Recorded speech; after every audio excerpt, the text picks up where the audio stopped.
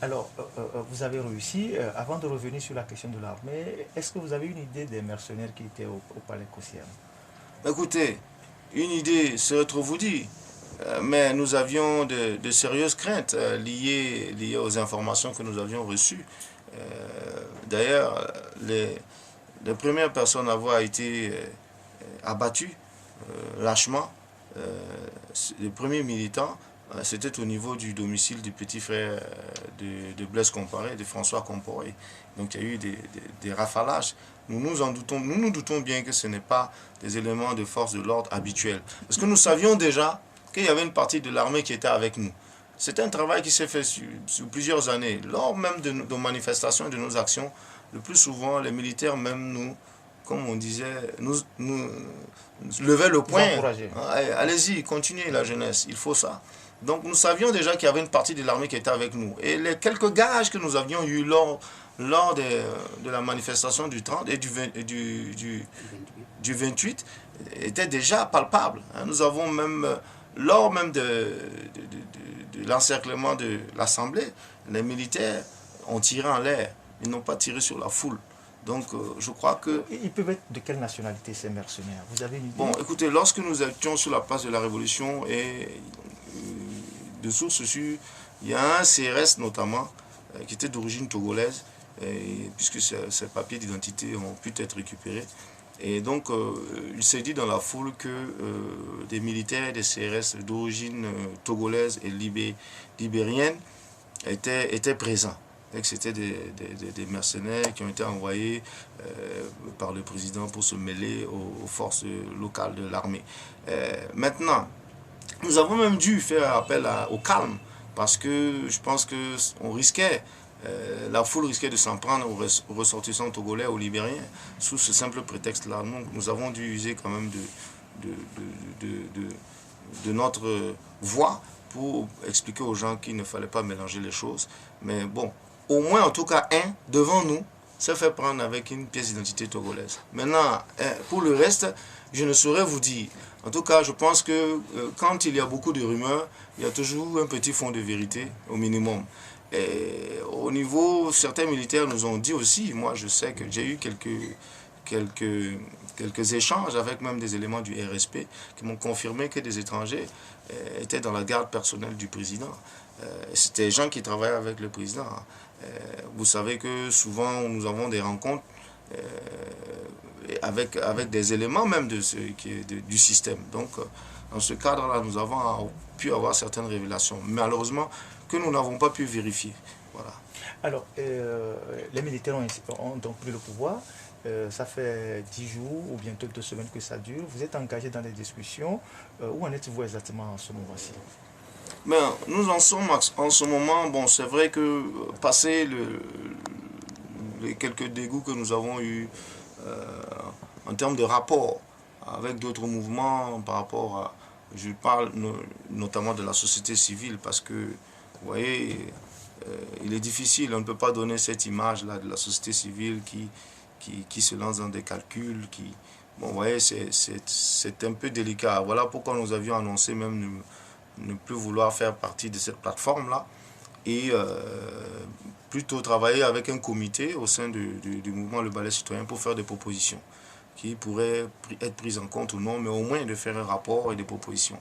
Bon, au finish, il y a eu quelques tractations et négociations, donc nous avons un représentant quand même au niveau des plateformes des OSC qui s'est appliqué à ce que nos propositions fassent part du rapport. Apparemment, de ce que j'ai appris, beaucoup de nos propositions ont été prises en compte.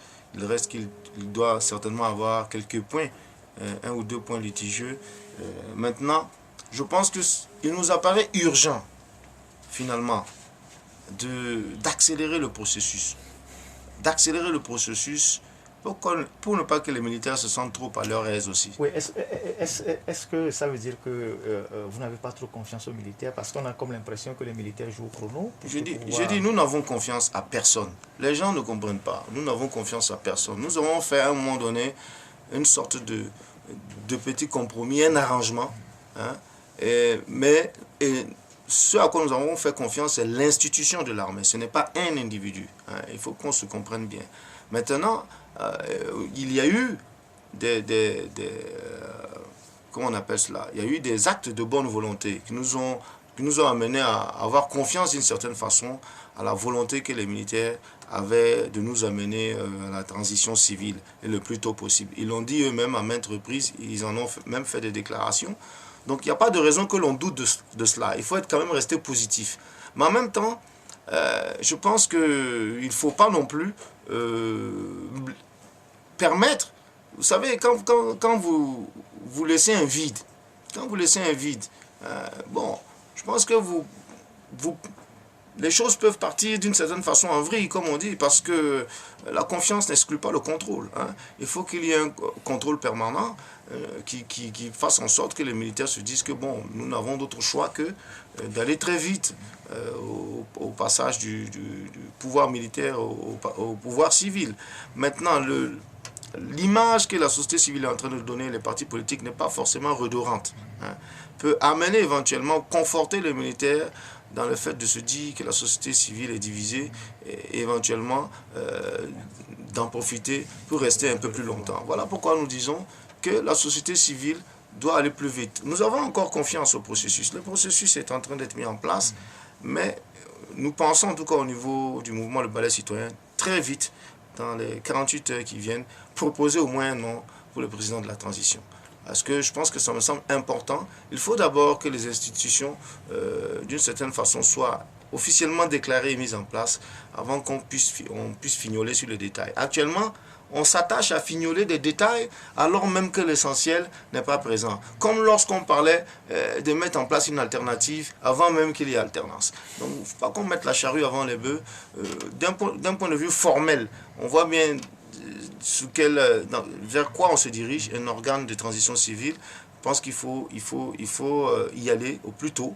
Et les détails, le contenu, voilà, la répartition des postes que les uns et les autres veulent, puisque nous n'en voulons pas au Balai Citoyen, donc ce n'est pas un problème pour nous, eh bien, ils pourront le faire, ils pourront s'arranger entre eux.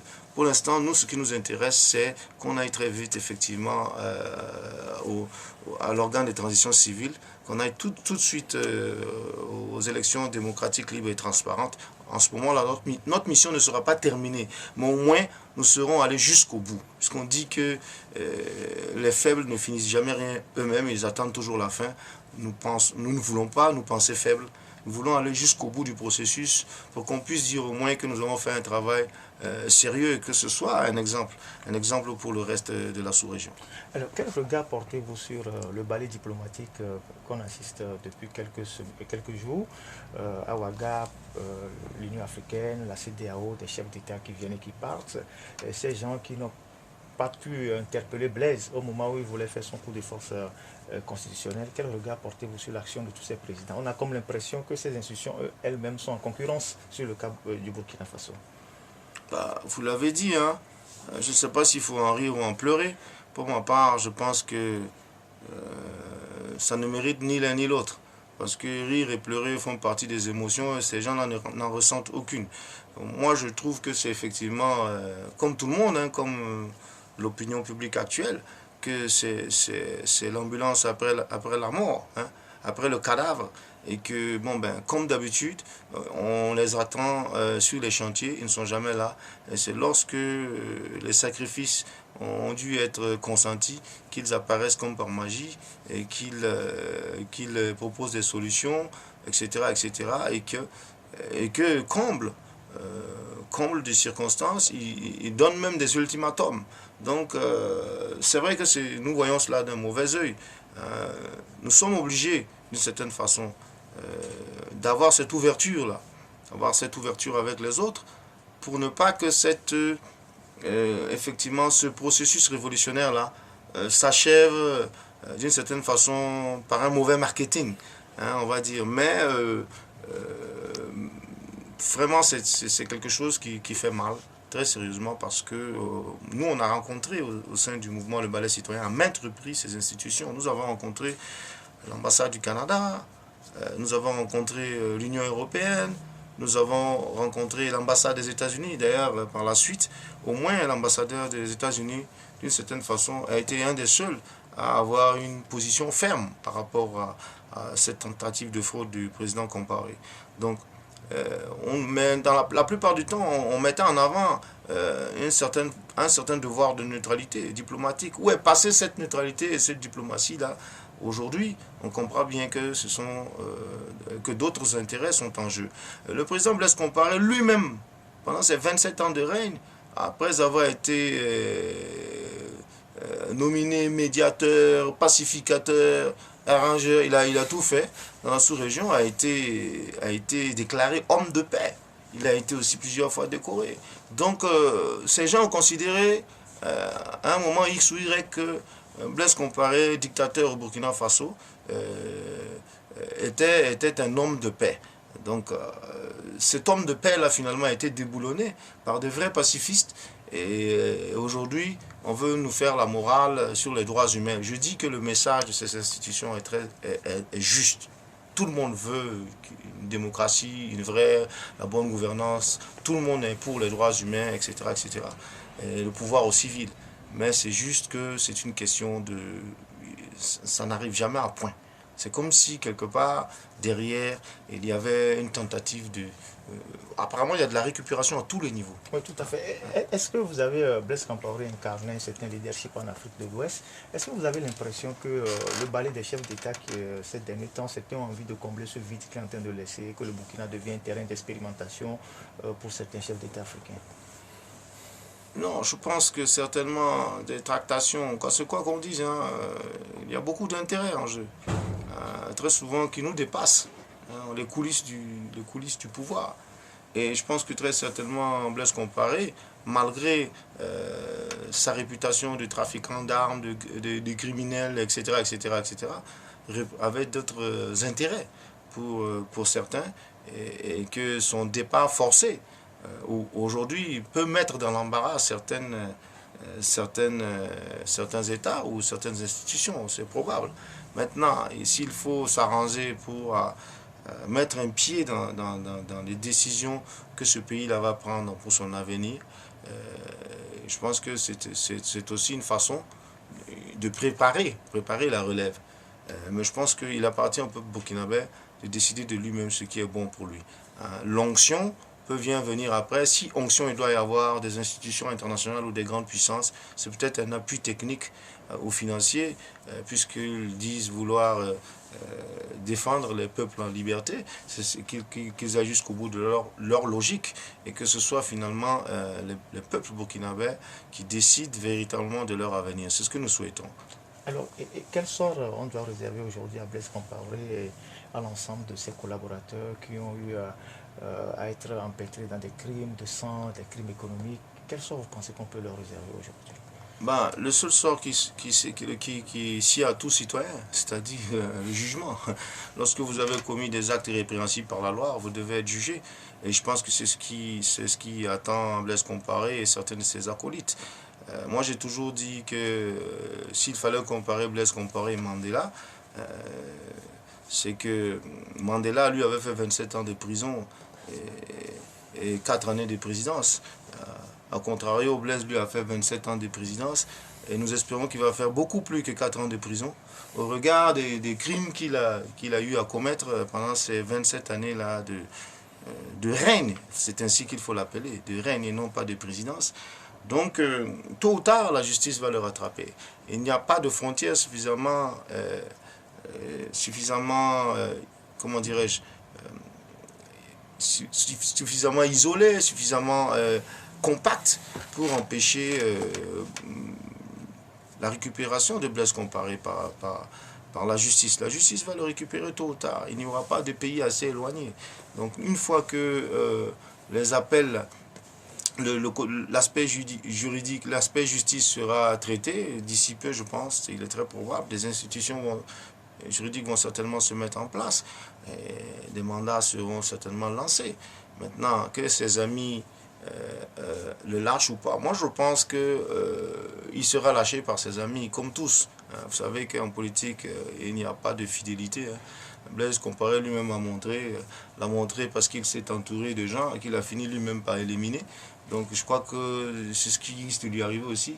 Ceux-là même aujourd'hui qui l'ont extradé risquent d'être les premiers même lorsqu'il va devenir un colis encombrant à refiler la patate chaude à quelqu'un d'autre.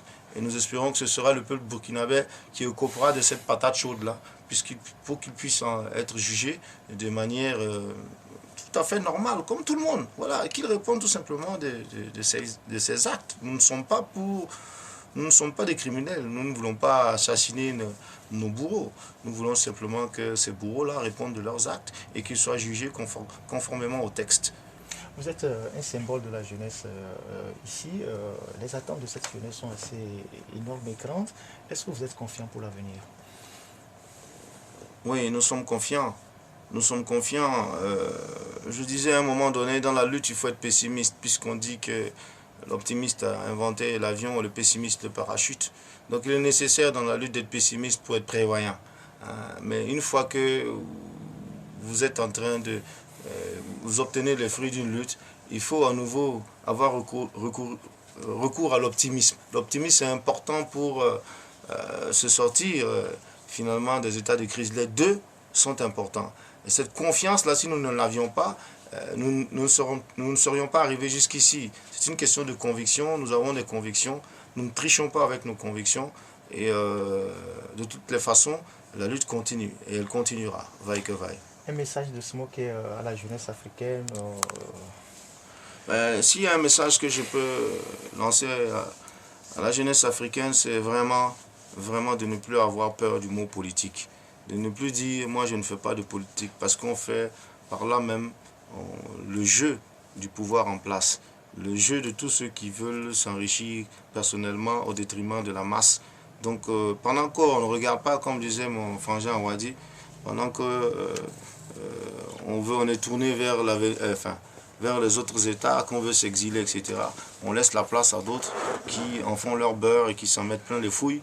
Donc je pense qu'il est important pour la jeunesse qu'elle soit éveillée, qu'elle soit consciente. Et quand je dis consciente, qu'elle s'imprègne des réalités politiques de son pays, qu'elle ne laisse plus cela à d'autres, hein, aux vieux crocodiles qui sont là, qui vont se servir et qui vont sacrifier l'avenir de tous et de tout le monde. Donc il est important que la jeunesse s'implique de plus en plus. On peut faire du politique sans forcément être un politicien.